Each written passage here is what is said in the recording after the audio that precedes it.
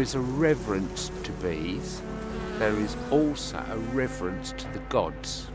Now, don't you think in some way that we should actually be revering them because they're actually keeping us alive as opposed to the other way around? They're absolutely beautiful creatures. They're God's creatures, and if we don't protect them, then we're not protecting ourselves. Look, there we go. Honey was considered so sacred as a gift from the bees. The honey was not sold until the end of the 19th or into the 20th century. Most of the honey was given away as a gift. It is one of the most beneficial and healing substances that we can imagine. It has enzymes, it has nutrients, it has trace minerals, and it has forces of the hexagonal, the silica forces in it. And silica is a substance in the Earth's mantle. About half of the Earth's mantle is silica. The silica in us is mainly in the sense organs. It is the sensing for what goes on in the surrounding. So the silica and the honey have a beneficial influence on our evolution.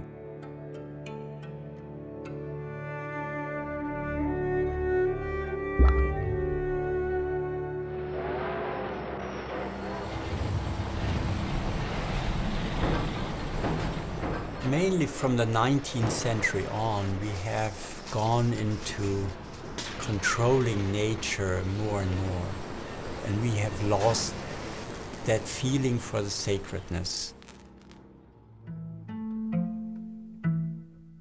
Steiner gave lectures to the workers at the Goetheanum in 1923.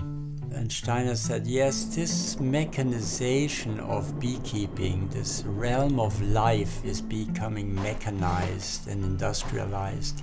And that will eventually destroy beekeeping, and the honeybee might not survive the end of the century, that is the 20th century. So now with the colony collapse disorder, it's clear that Steiner's prediction has come true. And as Steiner said, that our very lives depend on beekeeping. Everybody should be interested in beekeeping. Our lives depend on it. Look at the beautiful honey.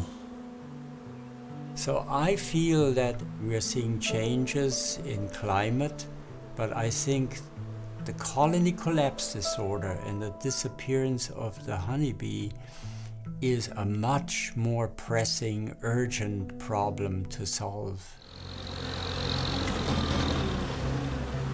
A lot of rationalization, a lot of mechanization has gone into beekeeping to make it profitable.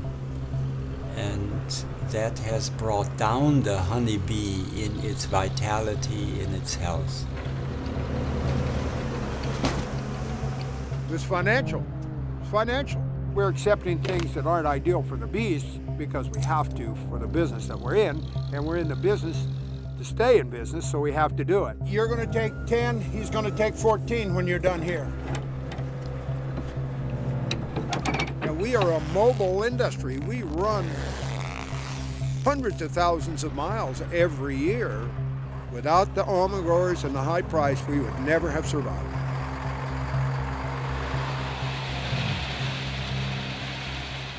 The almond crop is our fastest growing, most profitable export crop here in California. Every February, just around Valentine's Day, has become the single greatest pollination event in the world. Bees from the entire country, far away as New England and Wisconsin and Minnesota and Florida, get on trucks in the middle of the winter, and 3/4 of all bees in America come to California to perform this absolutely critical act, where they have to be woken up, strengthened with high fructose corn syrup. I mean, if there's anything more kind of viscerally offensive, it's the idea of feeding the creators of honey high fructose corn syrup. When we feed the corn syrup, we hope that there's enough natural nectar and honey on the hive to supplement whatever feed they get out of the syrup. In Europe and America, they are using a thing called oxytetracycline or tetramycin in the sugar. The bees consume the sugar, they then transfer it up into the honey. Now you eat that honey, you eat that honey, it's got oxytetracycline or tetramycin in it, and you then become resistant to that antibiotic. There is a 600,000 acre monoculture of almonds in the Central Valley. Problem is that every one of those trees, every one of those blossoms needs a bee to visit it. Yet if there is nothing but almonds in the Central Valley, there is nothing to eat for the bees for the 50 weeks of the year that the almonds aren't in bloom. So there essentially are no bees around. It's not sustainable. 2 or 3 years ago, there were not enough bees in America to pollinate the whole crop, so the USDA gave permission to the growers to import bees from Australia. Now, as it happened, Australian bees harbor certain viruses that are unfamiliar to American bees. Israeli acute paralysis virus is one of them. We brought that in to pollinate the almonds. That's where all the bees of America mixed. We've created this great bee bordello, as one beekeeper put it. We constantly intermix from all over the country. So if they've got something in one part of the country, like tracheomite, and we don't have it in our part of the country, we certainly will have it because the migratory nature of beekeeping spreads all these pests at a very rapid rate. We don't have a single event that causes the bees to go way downhill. It's a little bit here and a little bit there. These semi-load trips, I believe, cause huge stress on it. Once the hive starts getting stressed to a certain point, then it can no longer cope with many of these other things.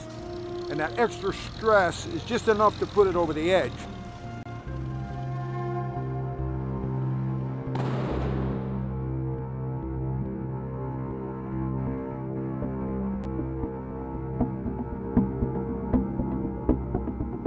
So many of the problems we face come down to one thing, and that is monoculture.